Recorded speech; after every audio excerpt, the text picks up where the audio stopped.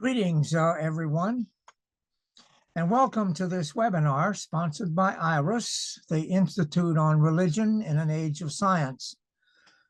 This is the 60th session in this series, which we initiated in June 2020. My name is Maynard Moore, and I currently serve as an IRAS Vice President and also share some responsibility for coordinating many of these webinars. Today, we have an important presentation for you, Spiritual Experience, which is a preview of the IRAS Star Island Conference in June 2025.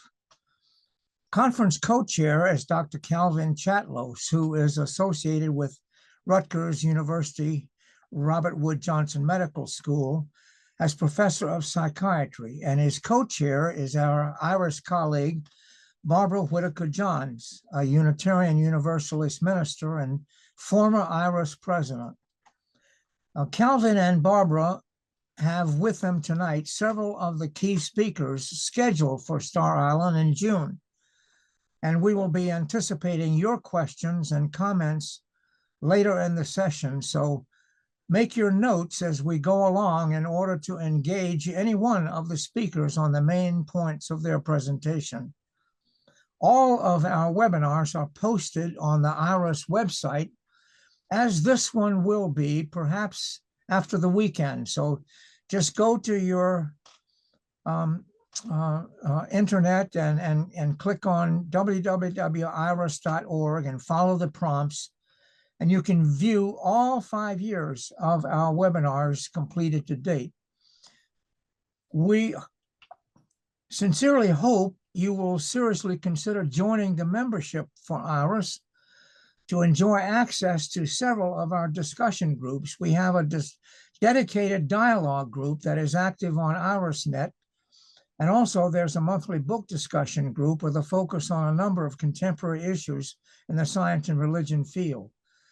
Every IRAS member also gets access to the scholarly journal Zygon at no extra charge, and of course, there are membership discounts in the registration categories for the summer conference. So there are many ways in which you can become involved with folks who share common interests, all for the economical price of an annual membership. All of the necessary information for membership is on the IRAS website. The IRAS Council is very pleased about the planning for the summer conference. Dr. Chatlos has put together an exciting lineup of speakers, and more details can be found on the IRAS website about the conference. And the important thing is registration is now open. So you want to be marking your calendars now for June 22nd, 28th. We would love to see you on Star Island in June 2025. Now, as we begin today's session, let me remind everyone that we will have time at the end of the hour for questions for our presenters in real time. So get familiar with the Q&A button at the bottom of the screen.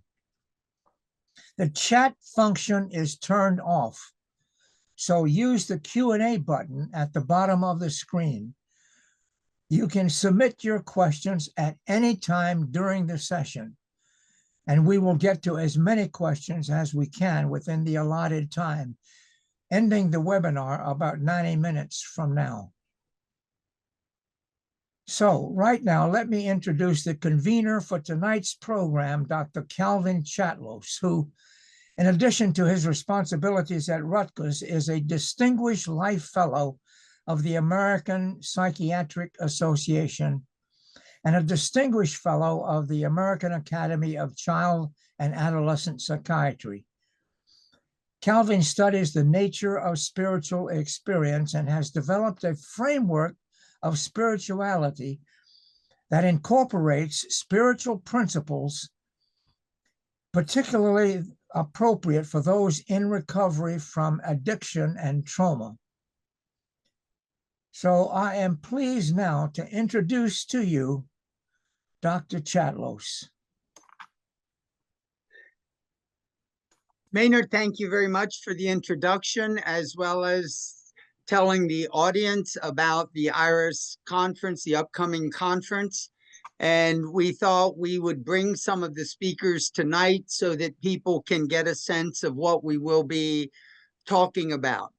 Let me begin by introducing the co-chair for the conference, Reverend Dr. Barbara Whittaker-Johns, and I'm going to introduce her as well as the other panelists here by the title of her planned talk in June.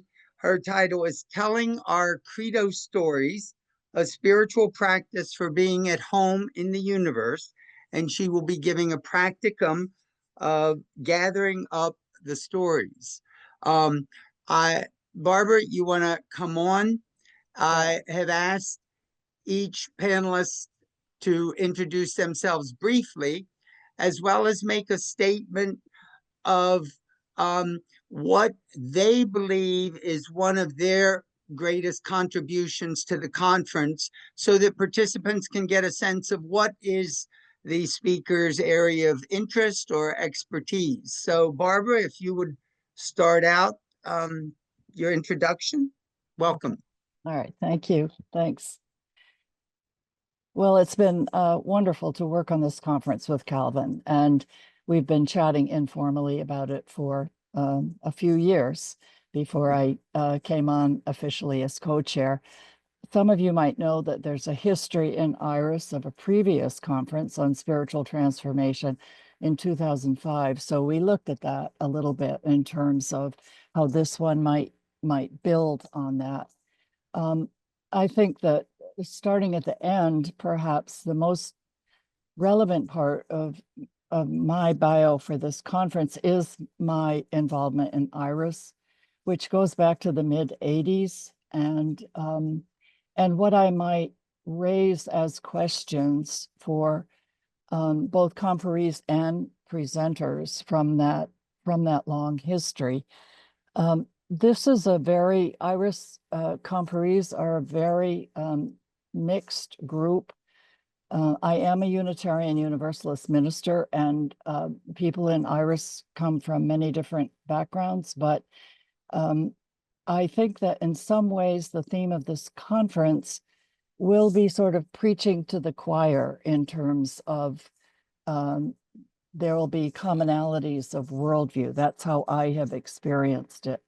And so mixing my own bio with what I would hope to bring, because I can't really separate the two things, I would hope that all of the presenters would think about what your particular slant on spiritual experience, how that can be translated in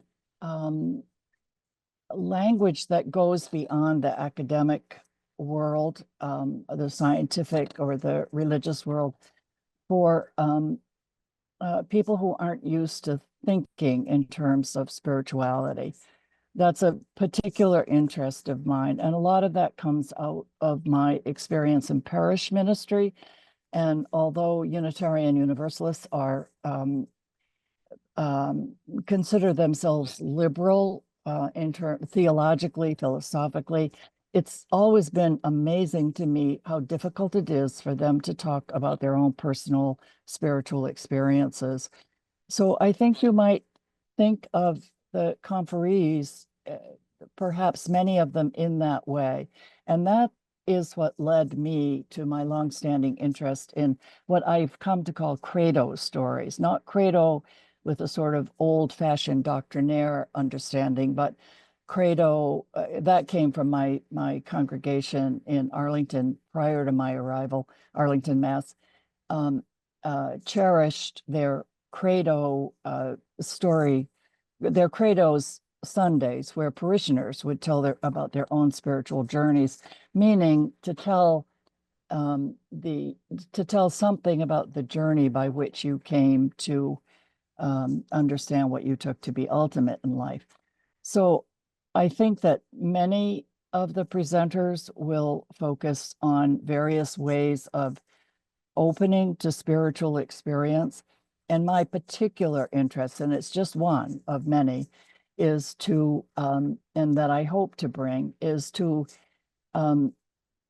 my practice of eliciting from others by using my own also personal stories of spiritual experience, what I call spiritual experience. And I have a whole way of sort of defining or questions of eliciting what that might be. I've been in UU parish ministry for a number of decades, but started out in nursing and special education with a focus on neurodiversity. And so a second thing that has come out of that background that I would encourage everybody to think about in your presentations is the intergenerational aspect of IRAS, that a combination of my background in special ed and having brought our one youngster who's adopted and has issues of neurodiversity since he was an infant, his growing up in the IRAS community has been transformational. And I read somewhere recently that IRAS may be the only science and religion group that has an active, thriving intergenerational program. So I think that's another element to keep in mind in however you develop your own work during the week. The application of your topic to what's going on in the world and what are people bringing to this week in terms of particularly people relative to the US, but not exclusively so, in terms of grieving. How do you talk to people who don't necessarily come from your world, whether it's scientific, religious, academic? What's the language by which we communicate with everybody? I think that's enough, Calvin. Okay. I realized as Barbara was talking that the title for the conference was not stated, that the official title is Spiritual Experience, a scientific, philosophical, and theological retreat bringing people from all three disciplines. And Barbara also mentioned that there was a conference 20 years ago by IRAS on spiritual transformation. And the first panelist I want to introduce was actually a speaker at that conference. So let me introduce Ashok Gangadine. And the title of his talk, Ashok, you can come on, The Greatest Story Never Told, Breaking the Trance. I learned about Ashok's presentation 20 years ago, thought he would be great to give us a perspective 20 years later, and he just has a wonderful global perspective. So Ashok, if you would introduce yourself and what your contributions are. Thank you, Calvin. This is, as you pointed out, a reunion for me to 2008. So I'm really delighted to rejoin our group at Star Island. It's now a superstar island. And I really want to thank you for your role also in co-sharing and convening this group. DJ, I look forward to meeting you. And everyone here, I really look forward to this. Again, Ashok Gangadine is my first name is Ashok. And Gangadine. I was born in Trinidad, a family from India. And as a boy, went to Jamaica and then New York City. So I grew up in New York, as a New York kid. And I eventually went to Brandeis. I majored in philosophy and went to Brandeis University for my doctorate, 65 to 68. And I focused on logic and ontology. Ontology is the science of being, as you know, and logic is the science of thought.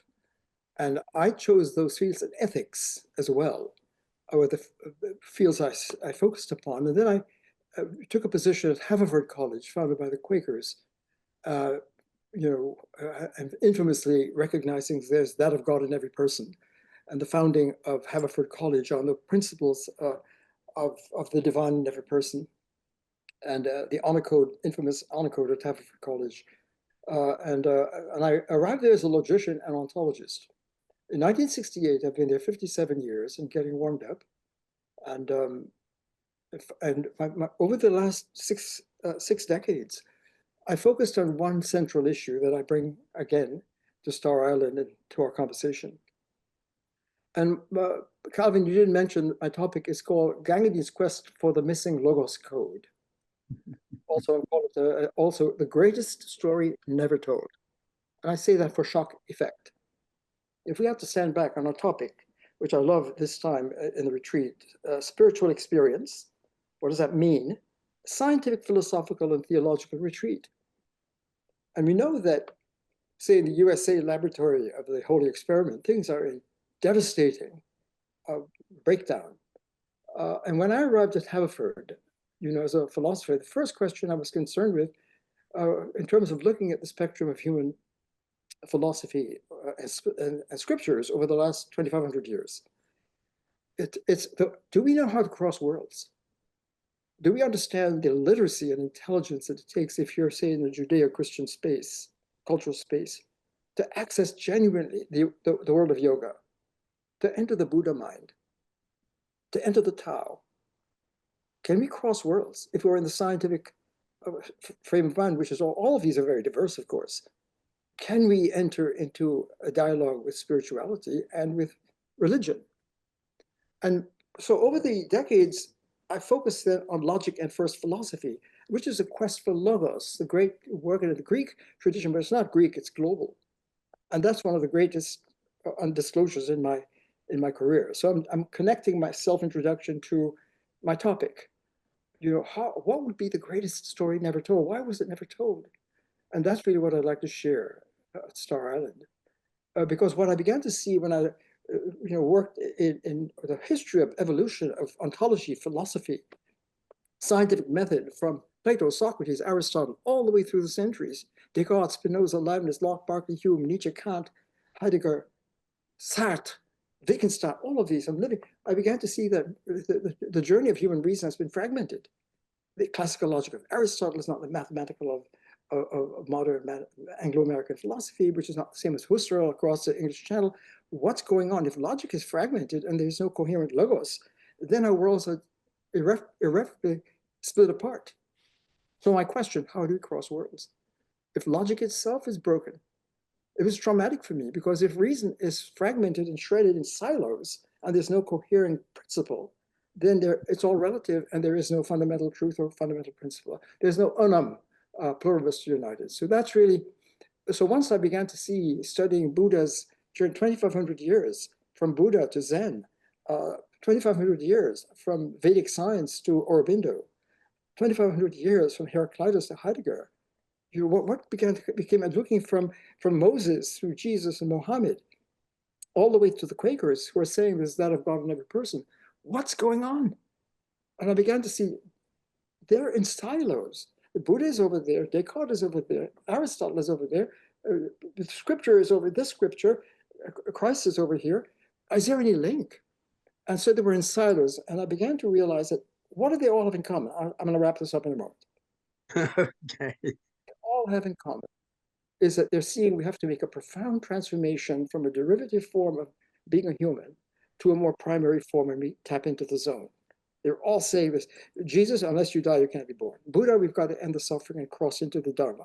Krishna, we've got to let go Arjuna and come into the Om. Socrates, leave the cave and come into the Logos and be a human. And so, science too, trying to get to the unified field, Einstein and beyond. And what I began to see is, wow, first philosophy has been missing something. We've been operating in silos, and that's a big mistake, because the infinite source is infinitely unum. It's infinitely one. It follows the logic of the infinite. And if that's so, then we've been looking and approaching all this from silos and not flipping it to start with what's first. Beyond Yahweh, Allah, Brahman, Tao, Om, Buddha, all of these different names are all connected. But the logic of the infinite requires us to honor the first, the Logos, the missing global Logos. That's the greatest story. So I'll stop. I'll stop you, and I think people will see that we're going to be talking about a broad spectrum, and my next person to introduce will take this even broader. Dr. Daniel Ingram has one of the largest perspectives. Before I introduce Dr. Ingram, when we talk about spiritual experience, we're talking about a non-ordinary experience of life. And it is only part of what Dr. Ingram talks about as emergent phenomena. And the title of his talk is Ethically Scaling Emergence.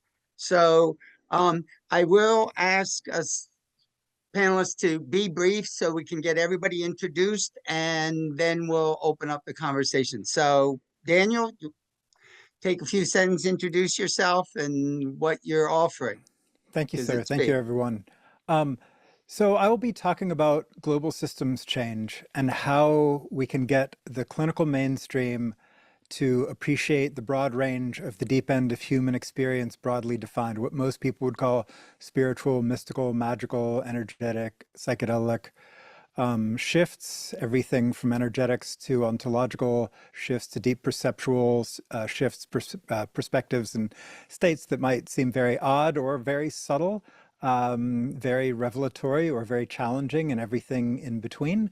The clinical mainstream is relatively bad at this, and the Emergent Phenomenology Research Consortium, which is an over 300-person group that I have helped organize and help support, helps to figure out how we can do all the steps that we can do to allow the clinical mainstream to appreciate the promises, the perils, the highs, lows, and weirds, plateaus, all of the interesting things that can happen on the path of spiritual experience and discovery, and how we can ethically scale this. So how we can have patients and participants in meditation classes and psychedelic retreats, people who have these things spontaneously, have an informed conversation with clinicians that is data-driven about various options for how you can relate to these things. How do you scale these things? When might you need medications if things are going too far? Or what are the non-medication based options? How can we relate these things to things like classical mental illness and those kinds of conceptual frameworks in an ethical way that allows for broad cultural diversity of opinions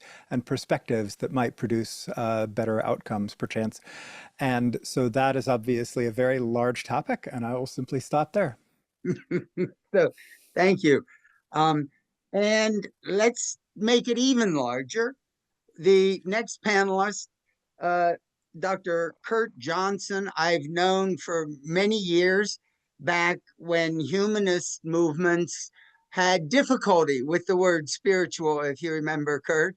And Kurt has gone on to be part of a worldwide network of spiritual experience and consciousness with extremely large writings. So the title of his topic will be The Landscape of Interspirituality and Science. And Kurt was the one that introduced me to that term, interspirituality, and one of our common people we respect, Wayne Teasdale. So Kurt, take a couple minutes, introduce yourself and your contribution.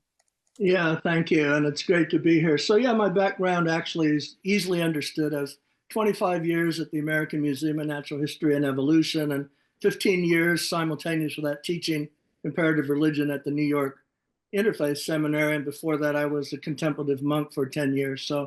So anyway, what I bring to the conference is I'm a founder of the Light on Light Press, which won last year's Nautilus Best in Small Press Award for the books that we just did with Irvin Laszlo on the future.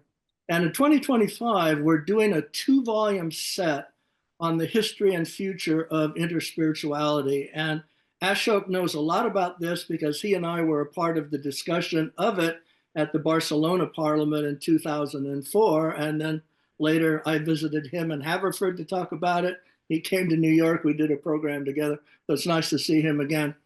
But in volume 2 of that 2-volume set is a major section on the vision now of cosmologists, scientists, and futurists of the future of the intersubjective discussion. actually interspirituality is just the intersubjective discussion in the context or silo of the religions and spiritual traditions. And I'm going to be able to speak from, there's 10 people in that section that includes Nobel nominees, Nautilus's grand prize winner last year, and tons of other who's who in cosmology and futurism and on and on. So sharing their vision of where the intersubjective discussion is going, not only in the spiritual traditions, but in science, that's what I will be able to bring to the conference, and happy to do so. Last thing I'll say on that is that Cal has helped me prepare a section at the end of that that's called The Dialogue Continues, in which he has a wonderful description of this conference. So it will actually be in those 2 volumes in perpetuity as well. So wonderful to be here and great to see old friends. Thank you, Kurt. And the next panelist actually takes the discussion during the week a little bit further. I'm going to introduce Dr. Julia Mossbridge, someone that I have yet to meet in person. She'll introduce herself, and her title is Transcendent Mind and Personal Time. And I don't know whether she'll speak about some of her work, but some of her work is in the scientific basis for precognition, or we could say telling the future. But Julie, I think you'll have to explain that a little more and better than I can. So welcome. Yeah. Hi, thanks. Let me start by saying I was raised a Unitarian, and I'm very familiar with how hard it is for Unitarians to talk about their feelings, just generally. But I was also raised by lesbian therapists, so we also had to talk about feelings in our household. All right. There was a lot of interesting conflicts. And that's one of the things I think I can bring to this conference is, as much as I spent most of my life in academia doing analysis, I've really developed the intuitive / non-analytical part of my mind. And that has been, I know that is seen because of my lifetime in academia. I know that is seen as being a potential risk, or maybe your brain doesn't work right because you're not thinking clearly enough. But what I would like to introduce is the idea that that's simply bias. There's really interesting, good evidence that your intuitive mind can actually solve problems faster and actually more accurately than your analytical mind. And I know that just blows people away and they think it can't be true, but the data are pretty impressive. So that's a thought.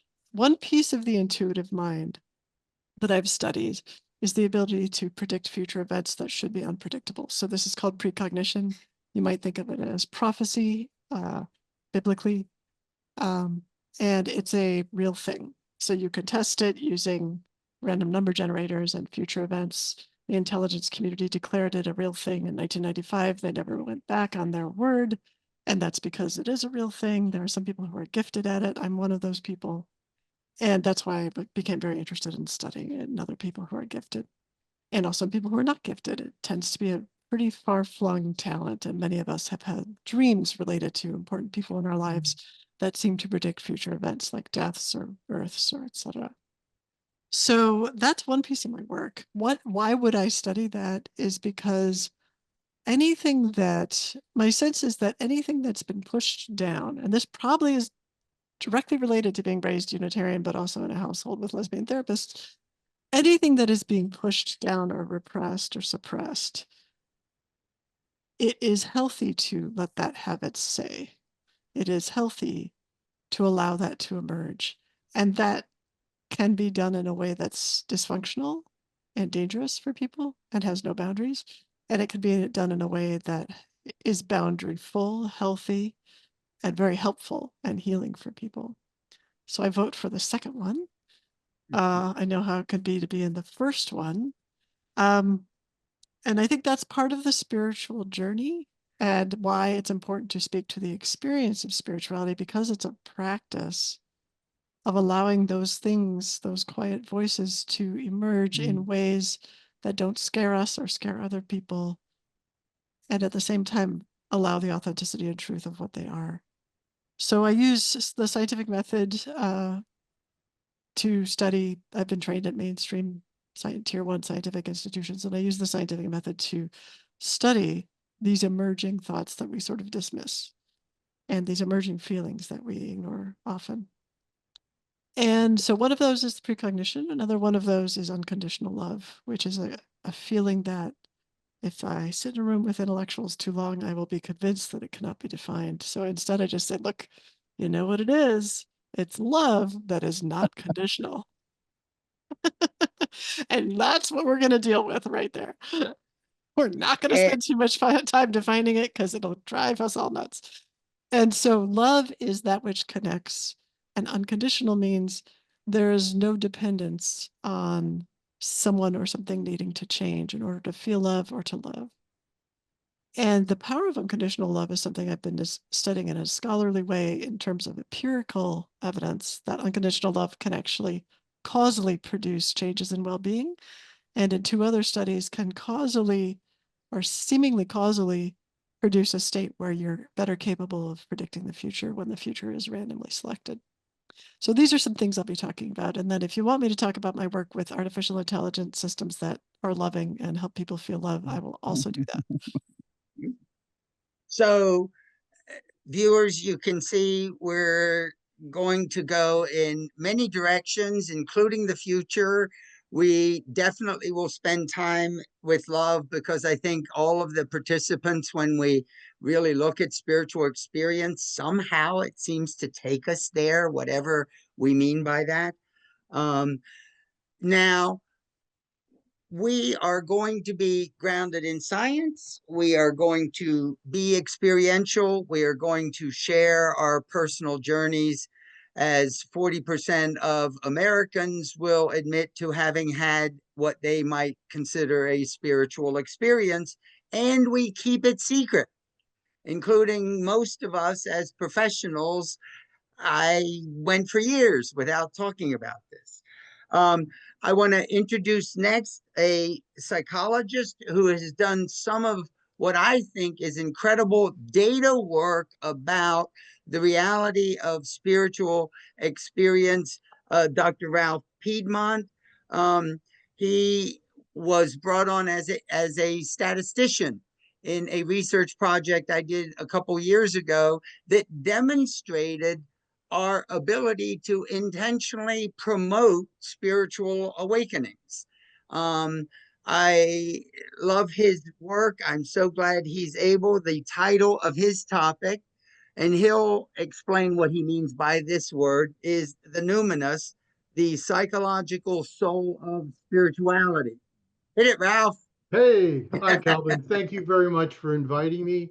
I feel very honored to be in the company of all these really great thinkers and perspectives, and just listening to what you have to say, and I resonate deeply with all the comments coming out of here. So it feels good to be moving out of the strict academic scientific world to be with people who share on a more intuitive and emotive sense some of my values and beliefs, which at times get me into conflict with my more scientific colleagues. But I am, so thank you for having me here. It's a blessed experience for me. But I am a personality psychologist from Boston University. I did my postdoc with Drs. Costa and McCrae, who are some of the founders of what's called the 5-factor model of personality, which is an empirically derived and developed taxonomic model of the basic dimensions of personality, which happen to be neuroticism, extroversion, openness, agreeableness, and conscientiousness. And after my postdoc, I left there to take a position as a professor at the Pastoral Counseling Department at Loyola University in Maryland, which was a very interesting experience because it was a program, counseling program, that tried to integrate spirituality as being a core feature of how we are, how we understand, and how we intervene in people's lives. But for me, a little personal story on what resonates for me in my work. And to do that, I have to go back over 45 years. And it kind of like blows my mind that I can make that statement because I don't feel I'm more than 28. But anyway, that's neither here nor there. But about 45 years ago, a nice spring afternoon, I'm sitting in my abnormal psychology course as an undergraduate, and we're learning about all the different types of pathology and how to classify it, and DSM-3, if you can believe that. And in this class, we were talking about a particular disorder, and my professor said something that just completely blew me away. He said that this disorder that we were studying was a uniquely human disorder, and that there are no animal models to this disorder and only seems to exist in our species. And that just blew me away. I was like, wow. I mean, now for once, we're talking about something that's intrinsically intimate and personal to our humanity. Any guesses out there about what that disorder was or is? Any thoughts? Does anyone want to chime in, or do we leave this a rhetorical question, Calvin? You decide, but No, you're going to answer it because I'm not sure which disorder. which one it is. Well, the disorder we were talking about is schizophrenia. Okay. Schizophrenia seems to be a uniquely human disorder. At least 45 years ago, there were no animal models that they tried to create that were successful. And what schizophrenia is, ultimately, it's a cognitive disorder. It's a breakdown in an individual's ability to construct meaning in their lives, both in terms of how they engage and understand the world, but also in terms of how they engage themselves and understand who they are. And that what we see in schizophrenics is an inability to develop any type of durable, resilient sense of self that enables them to be an important presence in their world. I thought this was just phenomenal because psychology and all my years of studying, going on for my PhD, I never learned anything else in psychology that addressed something uniquely human. Everything we have, our learning styles, the same principles that guide our learning, guide the learning principles of every other animal. Even the big five personality dimensions, while it describes human personality, those same dimensions can be reliably and validly measured in your pet cat, your pet dog, apes, and in other species. Now, this reality underscores the value of the big five and its evolutionary significance for us, but it doesn't say anything unique about who I am as a human being. We are the most advanced creature on this planet. We have an intellect unrivaled by any other animal. Nobody comes close to us. No other species comes close to us. Human beings are the most successful species on this planet. Clearly, there must be something out there that's unique to who we are. So one of the things that I said about when I got to Loyola and pastoral counseling and looking at spirituality was trying to figure out, what is spirituality psychologically? Is it a personality trait? Is it just a motivation, a sentiment, a belief, a cultural norm? What is it? Nobody seems to have an answer for that question. So I started with the tools that I had at hand, which was the big five, and I set out to see, well, where does measures of spirituality and religiousness fit within this larger taxonomy? And what I found was it doesn't. And that when we talk about spirituality and religiousness, it really has no overlap with the big five. And for me, this was great, because what I set about doing was trying to empirically establish spirituality as a sixth dimension of personality. Mm-hmm. That has been my work in the last 30 years. And the result of that today is the dimension that I call the numinous. Now, the numinous represents two things. It represents our ultimate existential engagement with life, plus our own psychological time perspective. Now, from an existential perspective, there are three very key questions, fears, concerns that we have. And this all comes from my good friend Paul Tillich, he's the best theologian I've read, because he writes in a very psychological way. And I resonate with what he has to say. But the three key existential questions are, is death the end? Is there meaning to life? And does my life matter? And is it good? Those seem to be very core, important aspects that set up a whole larger structure for our sense of self and identity, and help us orient our daily lives in a context that makes makes sense and value for what we're doing. The other dimension is psychological time perspective. You know, we all experience time in a sequential way, tick tock, right? My time is moving on. But psychologically, we understand time in very different ways. Each of us takes a different orientation towards time. We could either be past focused, we could be present focused, or we could be future focused. And some research by Zimbardo and Boyd, where they developed the psychological time perspective scale, has shown that people who have a past or present orientation really don't do well in life. And in fact, working in the substance abuse context, what's really profound is how much substance abusers live in the here and now. It's only about today. There is no future. But people who have a future time orientation seem to be more organized, more persistent, demonstrate more resilience, and most importantly, more success in living their lives. Undetermined with that, Zimbardo and Boyd went one step further. They said, well, let's look at the future time orientation. We have two ways of doing it. One, I can look at the future from this moment in my life until the day I die, or I can look at it from this moment in my life out to eternity, what they call a transcendental time perspective. And the transcendental time perspective seems to have a very powerful impact on people's psychological ability to go all in on things, to commit themselves to transforming communities, transforming worlds, creating a better life for themselves without counting the cost of their lives. And their lives are irrelevant because I have an eternal soul. So those two dimensions combine to create what I call the numinous. I've done a lot of research on that, showing that it's a 6 factor. I've done data where I show that the numinous, most importantly, is a secular psychological construct. I have explicitly tried to remove all things spiritual so that I can become all things engaged with my psychological colleagues who are mostly atheistic. But what I have shown is that the numinous is cross-culturally valid, and that it works across whatever faith tradition you have, Christian, Jewish, Buddhist, Hindu, Muslim, or most importantly, atheist and agnostic. That's an important variable for them as well. And we've translated into a number of different languages, showing the universality of the language behind the numinous. So I will spend. And speaking of time, I'm going to have to interrupt your time so that we can get everybody introduced.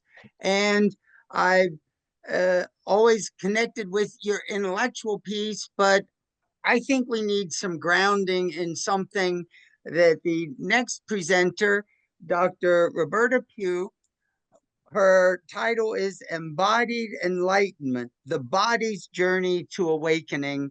Because spiritual experience, it's very easy for us academics to go up in the head, but if it doesn't get grounded in our bodily daily experience, Roberta, go ahead, introduce yourself. I will ask you to be aware of the time so that we want to have some discussion with all these people. Absolutely. Hi, everybody. Yeah. Hello. It's great to be here and to listen. We're going to have a lot of fun, I'm sure, for a week being together with all these great conversations. So in a brief summary, my work, as Calvin just said, is what I call embodied enlightenment. And I've been doing this for 40 years. And I would say, in a nutshell, it's a combination of psychology and theology. So in my own story, I've really every year been returning home to my body and exploring what that means. And then I help people in private practice and in hospital settings, really returning home to the body, exploring what that means. And in 40 years of doing this work, I would say that my own beliefs and observations have led me to conclude that embodied enlightenment is a dual consciousness. So we're returning home in these bodies with cognition, affect, behavior, and that there's something greater than that. So whether we call that spiritual experience or whether we call that the soul, that there's language there, certainly, that is difficult, and we can talk about it from many different angles and many different disciplines. But there's language there that makes it close to impossible, but not. We're all here trying to make it possible to talk about what this means, this realm. So I'm interested in offering experiences, what I call the subjective human experience. And I work with the frame drum, I work with the harmonium and the Shruti box and vocalizing to move into a non-ordinary state of consciousness. So my degrees, I have a master's in theology. I then found shamanism. I worked with Michael Harner, and then Gestalt therapy theory. And my PhD is in contemplative leadership.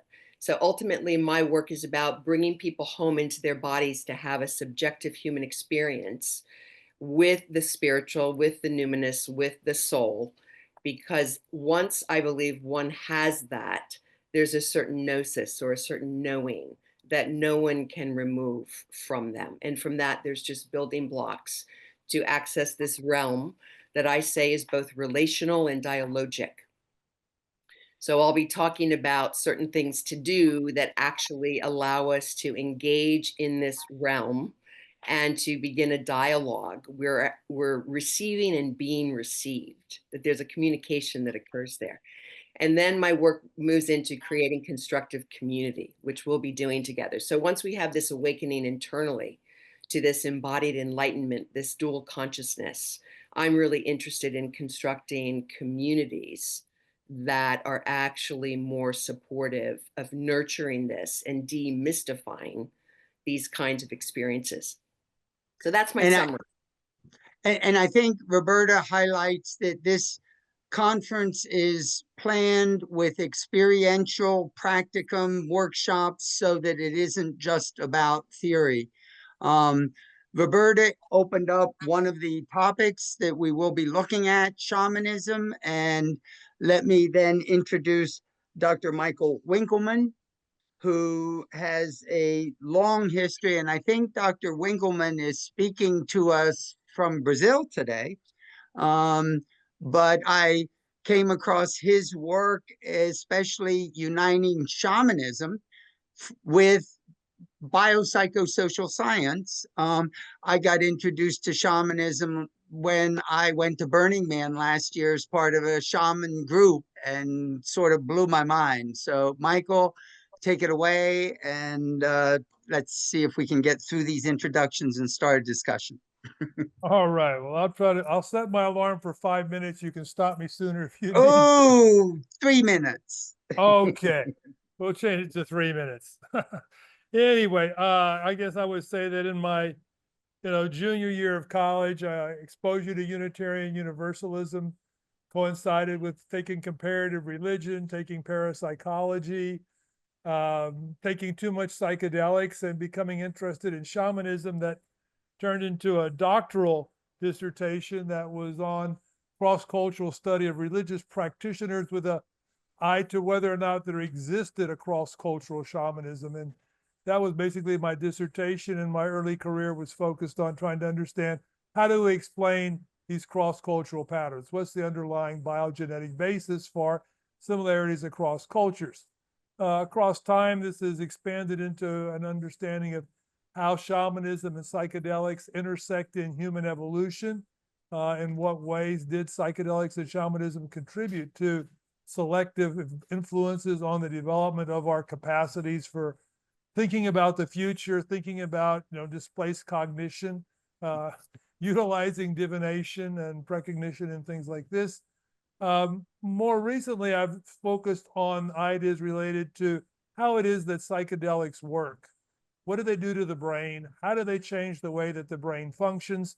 Why do we have these uniquely kinds of spiritual experiences under the influences of these substances? And so this is sort of circled back into my interest in terms of how do we explain shamanism and how do we understand the importance of altered states of consciousness in a sense of being a different kinds of epistemic system, a different way of organizing knowledge about reality. More recently, I've kind of taken this into an understanding of mystical states, mystical experiences, and once again, pushing this biological model as a framework for understanding what is similar about experiences across people, across cultures, across time. One of the things that I'm going to be talking about at the retreat, the conference, is going to be this notion of how shamanism evolved, how it provided us new ways of experiencing the self and others, and how it enabled us to extend our consciousness beyond the immediate body to a broader domain of knowledge and experience. So I'm actually going to be collaborating at the conference with I'm blanking on Barbara. With Roberta. Roberta, sorry. I'm doing some kind of shamanic workshop. I'm not sure exactly how we're going to coordinate this, but we're talking on Monday to try to pull this together. And so we'll have both a very intellectual approach as well as an experiential approach that I think will combine in the notion of what is it about the self that becomes so important. So ultimately, what's really driven me to get engaged with this group is Calvin's interest in the self as a central focus of what is spirituality. I think it's a key, and I think it's going to take us a long way. Thank you, Calvin. Thank you. I can see, Barbara, you and I are going to have our hands full for this conference. I can see it now. So let me quickly get to our last participant, Dr. Sarmi Kanwal. He's been a personal friend for many years. Interesting history as a physicist at Bell Labs when the cosmic background microwave radiation was discovered, actually. But he brings it's fitting to end with you, Sarmi. You bring the cosmic perspective from a Sikh tradition. So take a couple minutes. Do you have to leave quickly, Sarmi? No, I can stay okay. here until at least 6 and maybe a little later if I Oh, have we're to. staying till 6:30, so. Oh, okay. I'll try and be there as long as I can. Go ahead. All right. So I perhaps have a very different lens of looking at spirituality than a lot of folks here. I know that there are some people that are scientists in our gathering here. I certainly come from that background. But the framework that I have been using to understand not just spiritual experiences, but essentially all of our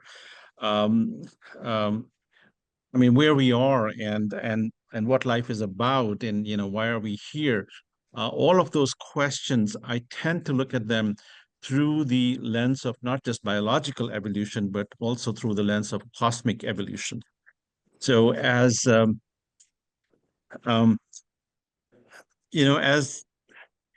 we were saying, that this way of looking at it, in my view, is kind of as comprehensive a way of looking at things as possible. I would say that it is perhaps the largest context in which we can view things, and that is kind of what appeals to me about this way of doing it. So for me, understanding spiritual experiences leads to the idea of what is it about spiritual experiences and spirituality that is helping us evolve further from where we are, because that's what cosmic evolution is all about, is a layer by layer understanding and development of more complexity, more agency, and so forth. So that is how I'm going to be treating the subject of this conference, and trying to get to it from the perspective of certainly science, but also from the perspective of what is it about spirituality that allows us to go to perhaps a next level of evolution from where we stand today, and what does it mean about some of the problems that the world faces and humanity faces right now, and how perhaps spiritual experiences are leading us towards the possibility of being able to uplift ourselves from some of where we stand today. I'll leave it at that for now. Okay.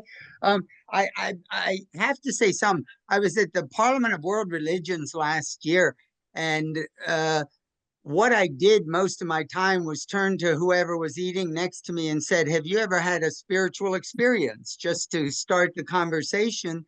But when I came to this group of young Sikhs, they said, what are you talking about? And only when I explained to them, they said, well, we live that every day. So I was sort of blown away that maybe spirituality truly is an everyday experience. I have one more introduction, and I'm going to bring Dan Solomon on board because he's going to serve as a moderator. And Dan, God bless you. I'm not sure how you're going to moderate this group of people.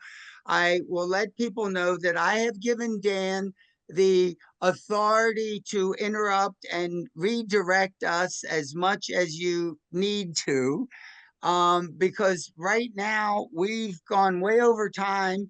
I think we've shared our experience, but I'm not sure where we want to take our next questions. And are there any questions that have already come up from the viewers? Otherwise, we'll take over and we'll talk amongst ourselves. Yeah, we have a couple questions. So why don't we start with audience questions? Yeah, bring the audience in to make sure people.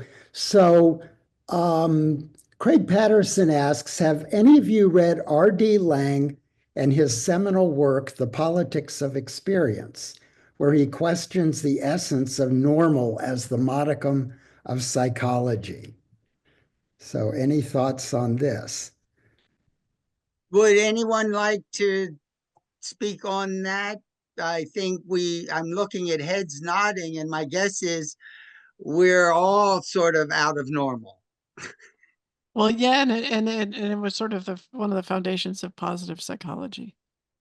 The idea that you could think about what people might actually do with human development, even if they're not pathological.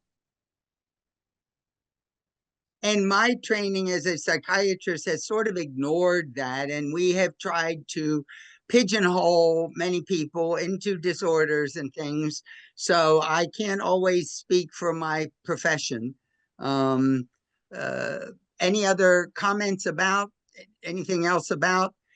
We will be looking at spiritual experience, which is described almost as non-ordinary experience. And whatever that means is what the conference is about exploring. Correct? I have a question about that. If we're going to call spiritual experience non-ordinary experience, what about the people for whom it's very ordinary? We'll talk about them. It feels like that's a little pathologizing. Yeah. And so I'm just sort of wondering, like, maybe we could switch that up. Well, let me say something in more detail, because what we're sort of understanding, I think we can all agree on, there is a part of our being that is out of awareness for the ordinary people and the way our culture, our society avoids it or dismisses it. Do you mean like the unconscious? You mean like the unconscious? Yeah, I think so we could agree on the experience existence has something to do with the unconscious. Right, but I mean, are you equating spiritual experience with the unconscious? We will talk about that at the conference, because that's a big question I wrote a paper called, Did Freud Miss the Discovery of Our Spiritual Core? But Calvin, I guess what I would wonder, you're saying non-ordinary experience versus non-ordinary consciousness, right? So the shamans use the term non-ordinary consciousness, which is very different from non-ordinary experience, which you said. So I just want to clarify that distinction, right? Well, we will probably get into consciousness. We have sort of used the conference to somewhat avoid the consciousness discussion, because we know that takes Irasians into domains that we never get out of. So what we mean by the word consciousness is also a week-long conference. Barbara? Yeah, what I was trying to say, but maybe wasn't clear about it, in the beginning was my experience and just routine conversations in the context of IRAS gatherings and in the context of congregational life in a liberal church, the Unitarian Universalist parishes, and with family, I would say, is that by asking questions about that might be related to spiritual experience, it's not so much that people are unconscious of their experiences as they are culturally shaped not to feel free to talk about them. And so they become, my sense is they become unconscious even to themselves. And sometimes I will ask it about people when they were children. I did that recently in a service, and the coffee hour was amazing. The discussion at coffee hour, when I asked people in the context of the service, do you remember ever as a child having what you could now in retrospect call a spiritual experience? And people came up to me and talked about, well, there was this one time. They can't find words for it, but it's not the same as it's being unconscious. I mean, it needs the language or the listening ear and so on. And I'm interested in figuring out the difference between something that's a spiritual core that you could call unconscious or subconscious versus those cultural factors or familial factors that prevent us from talking about these things. If they can even be separated. Yeah. Well, yeah, but I think that we can't have a rule that we don't talk about consciousness, because we're just going to talk about consciousness the whole time. That's no rule. Okay, good. No rule. And I think it would be helpful to talk about our terminology from our different disciplines and distinguishing how we're defining the terms that we're using. And I would imagine, just hearing so far what I've heard, there's going to be great distinction. Like, as a Gestalt theorist myself, the word is unaware. It's not conscious or unconscious. It's awareness, non-awareness. And there are distinctions there. But anyhow, so yeah, I think it'll be fun to talk about our terminology and how we relate to that. Yeah, I think that Ken Wilber says that this breaks into two categories: knowledge about and direct experience of. And that parallels what Thomas Keating said in Contemplative Outreach, when he said in doing the Snowmass dialogues, he found that the stories that were told across all the traditions were different, but the experience itself was not. So I think, a lot of what so many people are saying now, that if the world has a good future, it's going to begin to place indirect experience where people realize they're not separate, and then that affects the behavior patterns because they're released from that pathological experience of separation. So I think with that bottom line, that's kind of what draws, connects all the dots between all the traditions and also the academic ideas about them as well. And Kurt, let me say something. Because we know language is an issue and every discipline has their own language and perspective, we've tried to design the week beginning with, let's define our terms first. Let's share some experiences of what we're talking about. Let's explore it deeper. And now let's jump into it. So we know we're going to be fraught with language issues. And the goal, we hope, Kurt, is exactly what you say. Can we, as a group, get to the experience itself and explore what we're even talking about? Dan, any more questions from the audience? We had, I don't know if this has been answered yet, a question about, doesn't having a future focus require a sense of hope about the future? I think that was in response to a particular comment. I think that seems to be something about time perspective. And, I've been thinking in my mind about writing something that says, if you want to have a successful life, make a plan. And that it seems to be that a future time perspective helps us to organize our strivings towards a particular goal that makes things more stable and more resilient. As we develop a time perspective, there's what I call an event horizon. How much time's involved in it? We could have, well, I've got a time horizon to 6:30 with all of you folks. So in that time, I'm focused, I'm working on things, whether my cat's meowing or someone's dropping something off in my mailbox, doesn't distract or bother me because I'm focused here. But, you know, it's very interesting. I got to bring this up. We were, Calvin was working at Avatar Substance Abuse, and one of the people who worked there, was a recovered alcoholic substance abuser. And he wrote a book on it. And it talks about his whole experience from a young child dealing with substance abuse and his criminal activities to get drugs, and just how he screwed over everybody in his life, family, children, employers, you name it. He was just a royal screw. And he admits it in the book. I mean, it's very honest. It's very straightforward. He always says he doesn't know after like 30 years of involvement in substance abuse how he got out of it. None of the 12 steps worked or whatever. But what I found interesting about his book is that he gave me a copy, wanted me to read it. I read it and find it very interesting. And I'm reading through this book. It's about 200 or so pages, 220 pages.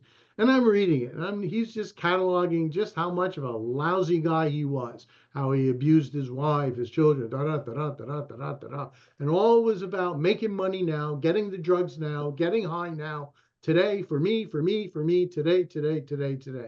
And then around towards the end of the book, I'm trying to find the page, it's like oh, there it is. We're getting into about page 220 in the book. Something changes. Okay, this is where his narrative begins to focus in on his recovery part, but his language changed for the first time in the 225 pages I went through. The word tomorrow came up, in that he was expecting to see his son tomorrow, and he was looking forward to that. And so he had to dress up, clean up his act, and he was looking forward to that. And after that page, his life seemed to be turning around a bit more because there was a future. Without a future, there is no hope. There is no expectation for anything because it's today. I need to live my life today. And that puts us in a very vulnerable position where life can easily upset our apple cart, because I want to do X, but if I don't get money, I can't have my drugs. And if I don't have my drugs, this is not a good place to be. So yeah, not having a future does not engender hope. Having a future engenders hope and expectations and gives us a focus. By creating long-ranged intentions as an organism, we're able to focus and build structure and resilience, because all the daily hassles and problems mean less because I'm going someplace more important. Can I build on that, Ralph? Absolutely, please do. Okay, so I love that you brought a time perspective, because it's, I mean, I study time, and when I learned that about time perspective, my head blew off, because that's how that kind of time perspective is how I managed my childhood trauma. And there's a whole story about that. But the point is that a couple things. One is about hope. There's superficial hope and there's deep hope. And superficial hope is like when people say, oh, you have, it's wishful thinking, or it's like optimism, but inappropriate optimism. Like, I have cancer today, but I hope in a week I don't have cancer, and I'm not doing anything to change it. I just hope, right? That's sort of inappropriate optimism. And that actually, the research suggests that actually makes people more depressed, because somehow they know, like, this is not quite, like, that's just, I'll probably be disappointed. Appropriate optimism, which ends up being like the opposite of dread, more like hope, is when there is a plan and there's a belief that the plan could actually work out.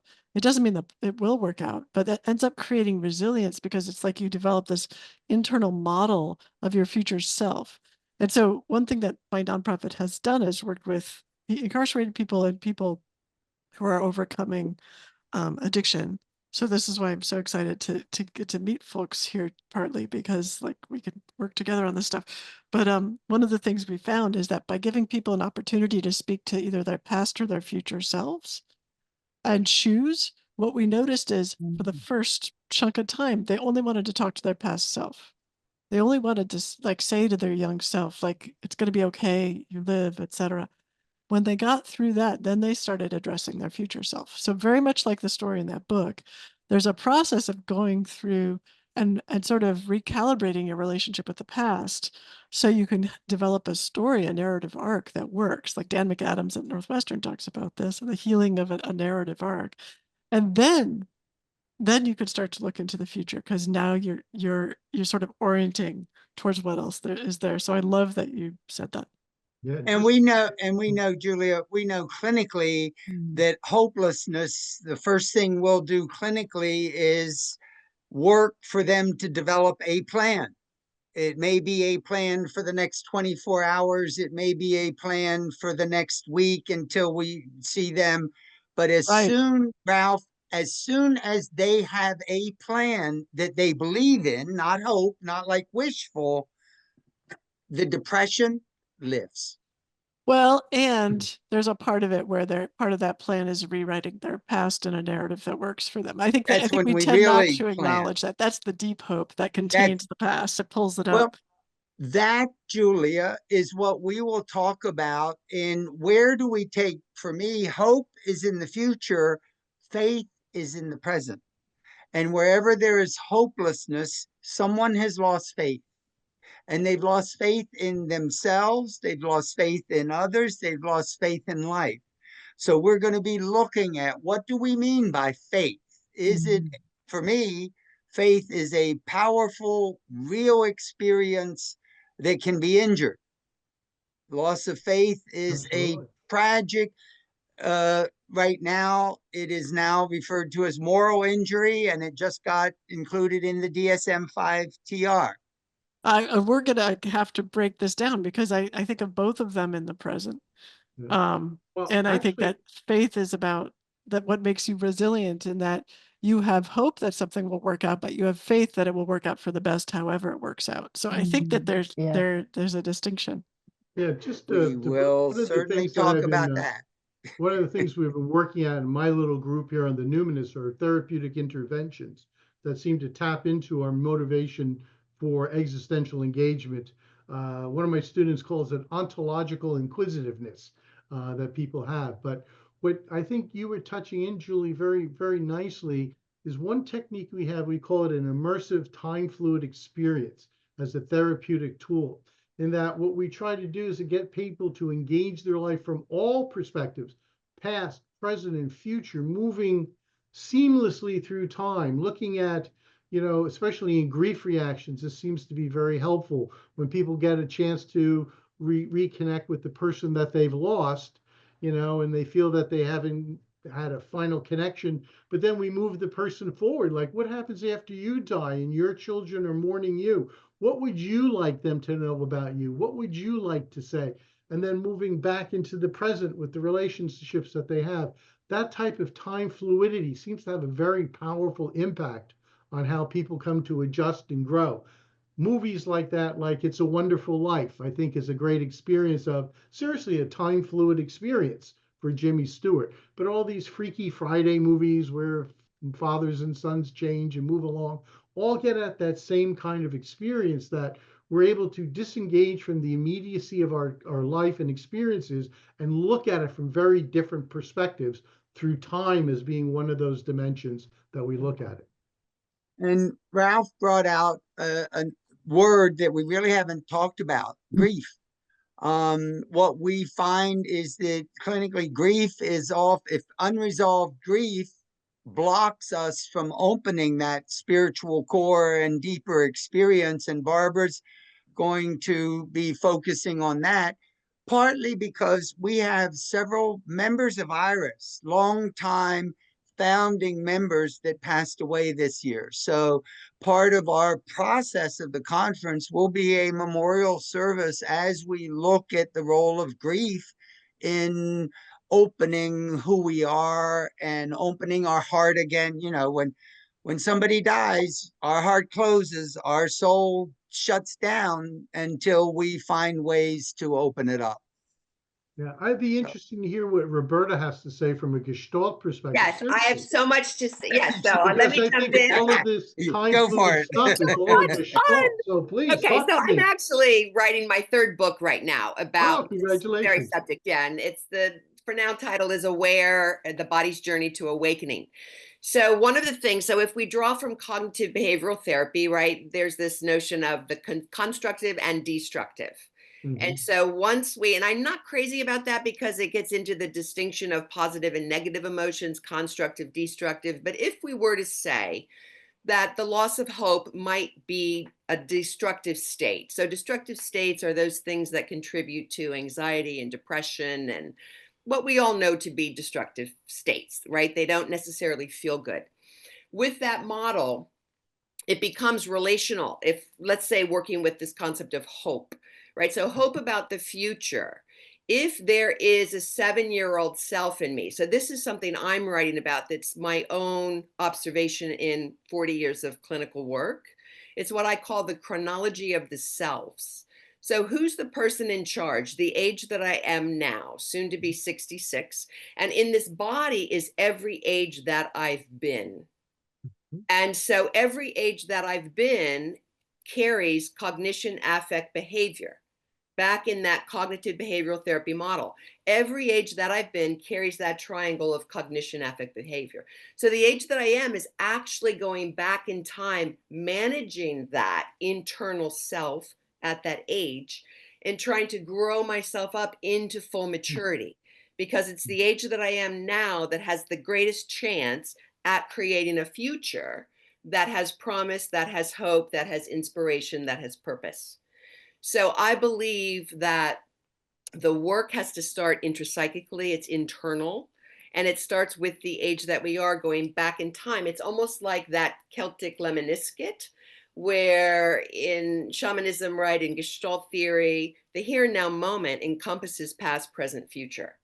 So when we speak theoretically about the here and now moment, we understand that the organism is bringing that which is unresolved. So the belief is that the organism can resolve the past in such a way until they don't in the here and now moment.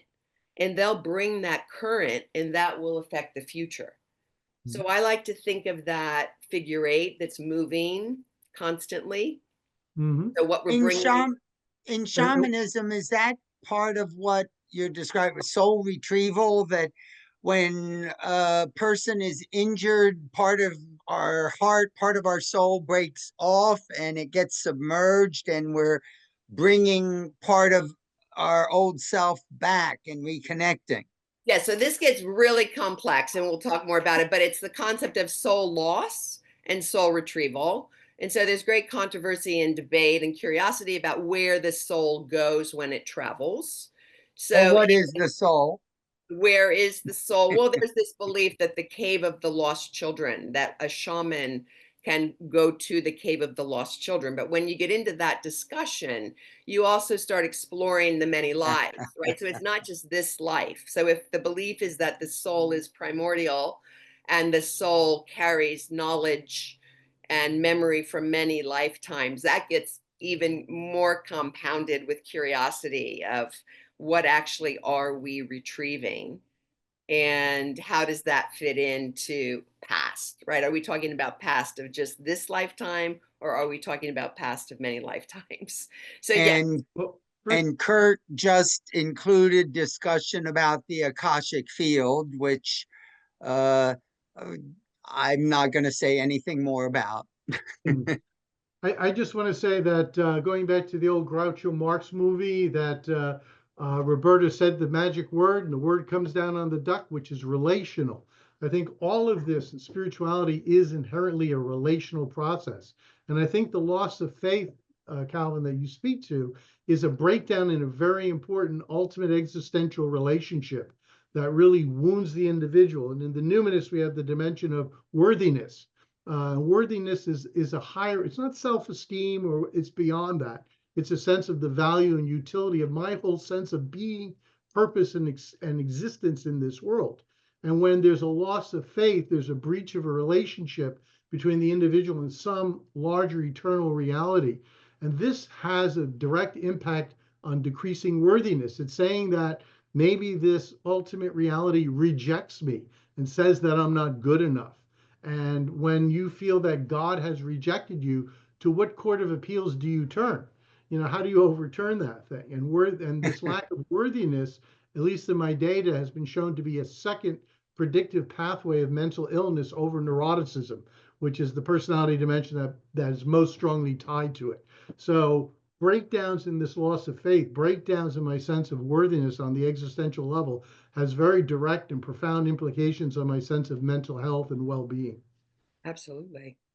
And one of the things I know Calvin writes about this a lot as well in his model with self-worth and self-dignity. One of the things I'm really intrigued by and curious about is how to help people access that term, right? How does one know when they are feeling worthy? Like, what does that really mean? It's just like the feeling of shame is an affect state. Absolutely. Like, It's all most related of us together. don't really know, but we talk about it, shame. Like, how do we know in our bodies? And again, that's the piece I'd like bringing is the embodiment of these theoretical things. Like, how does, right, it's fascinating to me. Yeah, well, I think it's a feeling that when you don't feel worthy, you don't feel like you're connected into something. I mean, I draw from my own personal life. There were times when I did stupid stuff that I feel compromised my relationship to the God of my understanding, and I felt that God was not talking to me. Okay. You know what I'm saying? I felt that I talked to God. He just closed the door on me, and I felt very bad about that. I mean, I felt that physically kind of thing. And it took a while, but great thing about that is we can find divine forgiveness and healing and be brought to be made right again. And that's one of the values that I think of a lot of religious rituals is their ability for divine forgiveness, to wash away the bad part, to wash away the injury, to heal the sense of loneliness and reestablish the relationship. And I think I always, no matter what's going on in my life, I always have that sense of centering in that relationship, and I nourish and I protect that. And that's a great way to end, because Ralph, you just described what the goal of the conference is: to heal, to relate, to reconnect. So do I win a special prize? Yes. Come to the conference. Don't just do it virtually. And I'd like to. Yeah, it's time to sort of, but I would just like to thank everyone for participating. You've started to generate some of the ideas we are going to have to struggle with, and we'll try to do it in a way that it reaches something worthwhile for all of us. So thank you. Thank you. Okay. I'm just going to have to ask one more question because it's a good question, but we'll have to leave it for the conference. It was regarding the topic of start with the words and go to the experience. Why not start with the experience? And that's a big, interesting topic for me, and I'm sure we'll talk about it. But for now, we're going to have to wrap up, and I will pass things back to Maynard to take us out. So I have a request for Calvin before we sign off, which is right to that question. I'm looking forward to the experience part of the conference. When you say there's going to be a workshop or something like that, I don't know what that means. Calvin, how will we experience? What will be our experience of the conference? That's what I'm looking forward to. Are you asking a question of what we mean, or? I think we have our answer in the sound in the back of someone's audio. Right? We'll feel like this. We will. That's called ecstasy and bliss. Ecstasy and bliss. Yeah. Along with all the other affect states. We will use experience of embodiment, shaman's journey. We will be singing. We will have a soul rousing concert. We will be doing Tai Chi. If you like to get up in the morning and do a polar bear swim, you can. But what we hope will really be happening is people sharing. And through the sharing and building and opening up the relationship, my experience is something magic happens. Calvin. People begin to fall in love with life. Yes, Barbara. Brother Mark D'Alessio is not on this. I thought he would be here. He's Yeah. the chaplain for the morning, and I've had a chance to get to know him and what he's working on, including with the musical elements, including Roberta, my husband, who will be the music director. And they are designing morning chapels that have a very strong experiential element each day from a different tradition. So I think that will be kind of built into the early morning too. Yeah. And that will encompass movement and some Yeah, singing. yeah, I think so. I've just been vocalizing. sort of eavesdropping. but- Yes, yes, that's true. If anyone wants me to lead some Qigong, I'd be happy to do that. Oh, yes, please. We have someone doing it every morning. We'll introduce you to her and No, let's let her do it. I don't need to do it. I'll you just can follow join her. us. Okay. Maynard, anything else? No, that's it. I just want to say thank you to everyone. Thanks, Dan, for moderating, and Calvin and Barbara for your leadership here, and all the speakers whom everybody will meet in person on Star Island. Also, thanks to JD, who has been managing the Tech Center today. And thanks to everyone who has registered and attended today. If you learned a lot, as I did from this discussion, you may want to revisit the session and bring it to the attention of your colleagues. So this webinar will be linked on the IRAS website, perhaps by the weekend. So just give us a few days, then go to iras.org and follow the prompts for a reprise of this session. You can, of course, use the same web visit to register for the IRAS 2025 conference.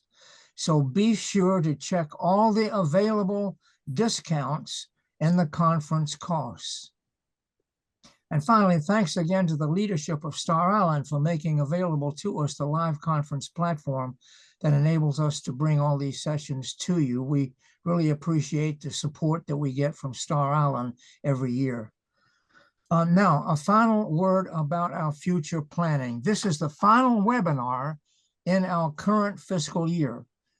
So we hope to see you in the fall if the IRAS Council decides to continue our webinars. This is how your evaluations will be important to us going forward. So when you receive the evaluation notice here, please respond and let us know what you think about this series of webinars and offer any suggestions you might have if we are authorized to continue in the fall. So thanks again for participating. Thanks for your evaluations. We look forward to seeing you this summer on Star Island at the end of June. Thank you very much.